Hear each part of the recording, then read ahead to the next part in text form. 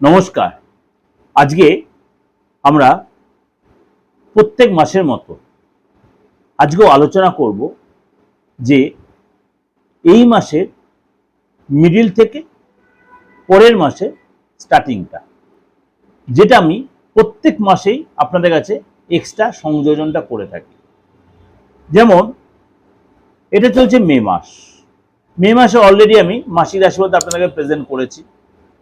কেউ কেউ দেখেছেন, কেউ কেউ তো এখনো দেখেনি বা বাকি আছেন, দেখে নেবেন আমার দিগদর্শন চ্যানেলে।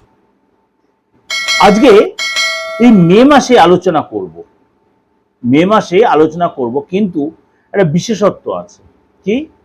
মে মাসের 10 তারিখ থেকে আগামী মাস অর্থাৎ জুন মাসের 10 তারিখ পর্যন্ত, অর্থাৎ আগামী 10টা দিন জুন মাসের কেমন যাবে, এক্সট্রা বোনাস যাকে বলে, বোনাস পাওনা প্রাপ্তি।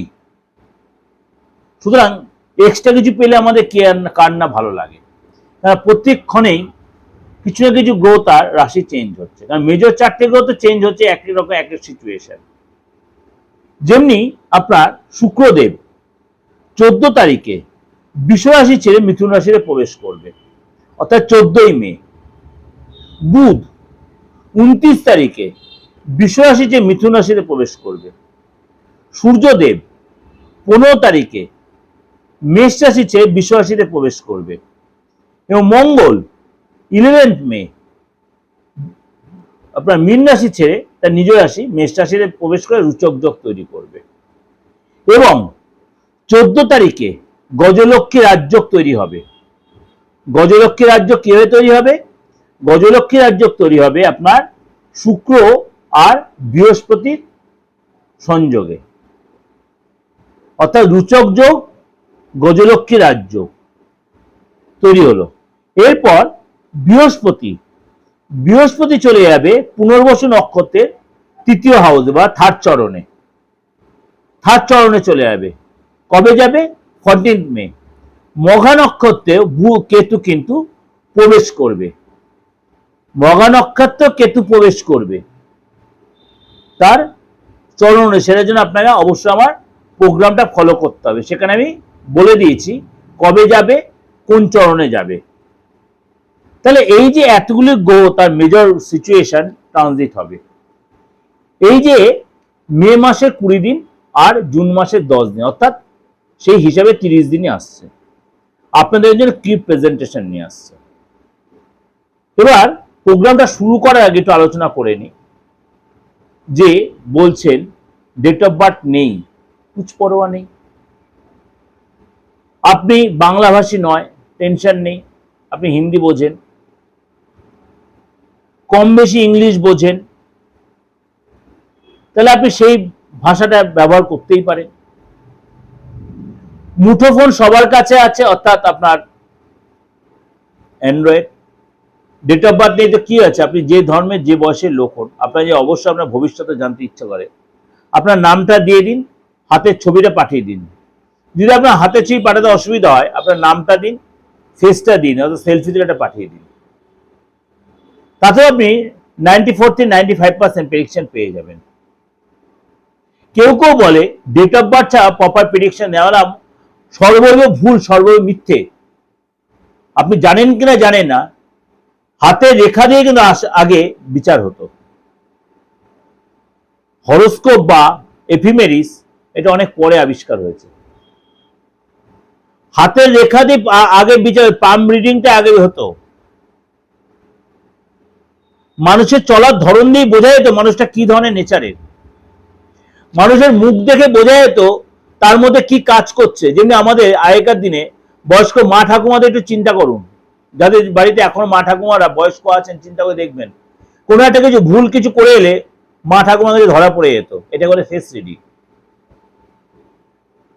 সুতরাং এইগুলো কি জ্যোতিষশাস্ত্রের বাইরে? মা ঠাকুমা কোনো জ্যোতিষ শিখেছেন? অকাট সায়েন্স। এই মা ঠাকুমা সব মা ঠাকুমাকে বলতে পারতেন না। যাদের মধ্যে আলাদা একটা পাওয়ার ছিল, ইনটিউশন পাওয়ার, যারা আপনার অন্তরাত্মাটা বুঝতে পারবে, তারা এই জিনিসটা তাদের খুব বেশি ক্লিয়ার হয়ে যায়। তাহলে অ্যাস্ট্রোটা বুঝতে পারলেন? অ্যাস্ট্রোটা আজকের দিন নয়, লক্ষ লক্ষ বছর আগে। আপনি যে দেশেই থাকুন না কেন, যদি আপনার সুযোগ হয় কোন জার্নাল খুলে দেখবেন, সমস্ত মানে পৃথিবীর সমস্ত দেশের বেশিরভাগ দেশের লোকেরাই অ্যাস্ট্রোইডাকে মানে। কেউ চায়নারা, বুদ্ধিস্টরা, বা পশ্চিম এশিয়ার লোকেরা, আমেরিকানরা, প্রত্যেকে কম বেশি মানে। আমি আলবাদ বলছি, মানে আমি হাওয়ায় ভেসে কথা বলছি না। কেন মানে সব স্টেটের বা সব দেশেরই কিছু না কিছু, হয়তো খুব কম দেশের লোক বাকি আছে, আমি প্রেডিক্ট করেছি আপনাদের ছোট বড় সকলের আশীর্বাদে। তখন দেখেছি মানুষ তার নিজের লাইফ সম্বন্ধে কতটা সচেতন,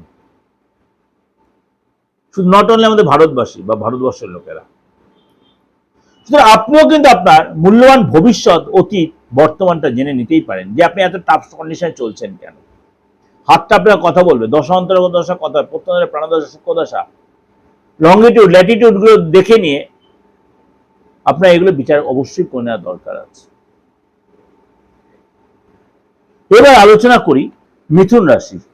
মিথুন রাশি প্রথমে বলি, আপনি এই সময় কিন্তু শরীর স্বাস্থ্য আগের চেয়ে বেটার হবে এবং আগের চেয়ে আপনার কনফিডেন্স বাড়বে, পরিশ্রমের ফল পাবেন এবং আপনার যে কনফিডেন্স ল্যাক করছিল সেটা অনেকটাই ঠিক হবে এবং আপনার শরীর স্বাস্থ্য আগের চেয়ে বেটার হওয়াতে আপনি কাজেও কিন্তু মন দিতে পারবেন। আর্থিক যারা বলি, আপনার কিন্তু ইনকাম হবে ঠিকই, কিন্তু ফ্যামিলি পারপাসে বা আপনার সন্তানের পারপাসে কিন্তু আপনার খরচ হবে। ফ্যামিলি লাইফটা বলি, ফ্যামিলি লাইফে কিন্তু আপনার কোনো সম্পত্তি কেনা বা গাড়ি কেনা বা কোনো কিছু বিক্রি করাতে আপনার কিন্তু লাভ হবে, কোনো পদলাভ হবে পার্টনারের, এবং এই সময় কিন্তু আপনি একসঙ্গে অনেকটা সময় কাটাবেন। সন্তানের ব্যাপারটা বলি, সন্তান যারা কিন্তু আপনার বেশ আপনার মুখোজ্জ্বল করে পদলাভ হবে এবং বিদেশ যাত্রার সুযোগ আসবে আপনার সন্তান, অবশ্যই সেটা আপনি প্রপার ইউটিলাইজ করার চেষ্টা করবেন। এবং চাকরিজীবী যারা রয়েছে, চাকরিজীবীরা অর্থাৎ 12 তারিখ পর্যন্ত আপনার সতর্ক থাকার পর 10 তারিখ থেকে 12 তারিখ, 12 তারিখের পর থেকে কিন্তু আপনার বেশ ভালো হবে, কারণ মঙ্গল যেহেতু মিশে যাবে এবং আপনি যথেষ্ট প্রশংসিত হবে, আপনার ইচ্ছা পূরণ হবে। দাম্পত্য লাইফটা বলি, দাম্পত্য লাইফে কিন্তু এই সময় কিন্তু আপনার বড় কোনো চেঞ্জ যে আসবে তা নয়। কারণটা কি, এই সময় কিন্তু আপনি বাইরে কোথাও ঘুরতে যাবেন না, কিন্তু আপনি গ্রামের বাড়ি গেলেন, তীর্থস্থানে গেলেন, সেখানে সময় কাটেন, সেখানে খরচ করলেন এবং পার্টনারের সাথে ছোটোখাটো কোনো আপনি মানে আপনার পার্টনার সাথে ছোটোখাটো কোনো ট্যুর করতে যেতে পারেন। দেখা গেলো বেশি দূর লং ট্যুর গেলেন না, কাছাকাছি ট্যুরে গেলেন, বা আপনার পার্টনার যখন ব্যবসা করে তার দ্বারা কোনো গুড নিউজ আপনি পেলেন, সেখানে ছোটোখাটো কোনো ডিল হতে পারে এবং এইসব কিন্তু আপনার মানে কোনো স্থান চেঞ্জ হতে পারে। ব্যবসা জায়গাটা বলি, এইসব কিন্তু আপনার ব্যবসা জায়গাটা বেশ ভালো দেখা যাচ্ছে, ব্যবসা আস্তে আস্তে আপনার ডেভেলপ হবে এবং আপনার কিন্তু মানে সেলও বাড়বে এবং আপনার এই সময় কিন্তু আপনি রিনোভেশন বা রিপেয়ার পেছনে ব্যবসা যে খরচ, সেটা কিন্তু আপনার অর্থ জোগাড় হয়ে যাবে। চাকরি জায়গাটা বলি, চাকরি জায়গাটা কিন্তু আপনার ইচ্ছা পূরণ হবে এবং আপনার টেনশনও কমবে, পার্টনার সাথে সুসম্পর্ক আপনার তৈরি হবে। অবশ্যই তন্ত্রমতে, জ্যোতিষ মতে আপনি রেক্টিফাই করার প্রয়োজন আছে আপনার, নাহলে আপনার দেখা আপনার কোয়ালিটি থেকেও আপনি কিছু করতে পারছেন না। আপনি পুরুষ হন বা মহিলা হন, আপনার সন্তানে কিছু করতে পারছেন, আপনার হাজবেন্ড, আপনার ওয়াইফ অনেকদিন তো চাকরির চেষ্টা করছে, বিয়ের চেষ্টা করছেন, আপনি দীর্ঘদিন প্রেম করছেন, প্রেমটা বিয়েতে রূপান্তর হচ্ছে, বা আপনি একাধিক প্রেম করেছেন মনের, সেই জায়গা আপনি পাচ্ছেন না। ব্যবসা করছে, ব্যবসা ডেভেলপ আসছে না, কোথায় আটকে গেছে দেখুন আগে, আপনি কোথায় মাথা দিয়ে শুচ্ছে সেটা আগে দেখুন। আপনার ফ্যামিলি কেউ কেউ বেঁধে রেখে দিয়েছে, আপনার আত্মীয় স্বজনরা বা আপনার প্রতিবেশীরা, সব কাজে আপনি বাধার সম্মুখীন হচ্ছেন, অবশ্যই এগুলো রেক্টিফাই করার প্রয়োজন আছে, আলবাত আছে। আপনি সম্পত্তিগত কারণে বলে এমন করে আপনাকে আইনি একটা কেস ঠুকে দিয়েছে, অনেকদিন ধরে সে কেস চলছে, সেই কেসে যে আপনি অনেক কিছু হারিয়ে ফেললেন, অর্থ তো জলের মতো বেরিয়ে যাচ্ছে, আপনি কিছু এখান থেকে রেক্টিফাই করতে পারছেন না, অবশ্যই কারোর কাছে রেক্টিফাই করুন। যদি মনে হয় পার্সোনাল জায়গায় চাইবেন, অবশ্যই 89107225 ফোন করে, হোয়াটসঅ্যাপে মেসেজ করে আপনি চলে আসতে পারেন, অনলাইন বা অফলাইন। যেমন আপনাদের সব রকমের আলোচনাটা করলাম, কিন্তু আমার ব্যবসাগত আলোচনা করলাম, আমার প্রফেশনাল আলোচনা করলাম, অ্যাস্ট্রোইড আলোচনা করলাম, আপনাদের প্রবলেমটা কি করে সলভ করে সেটা আলোচনা করলাম, আবার 10 to 10 আপনার কেমন যে সেটা আলোচনা করলাম।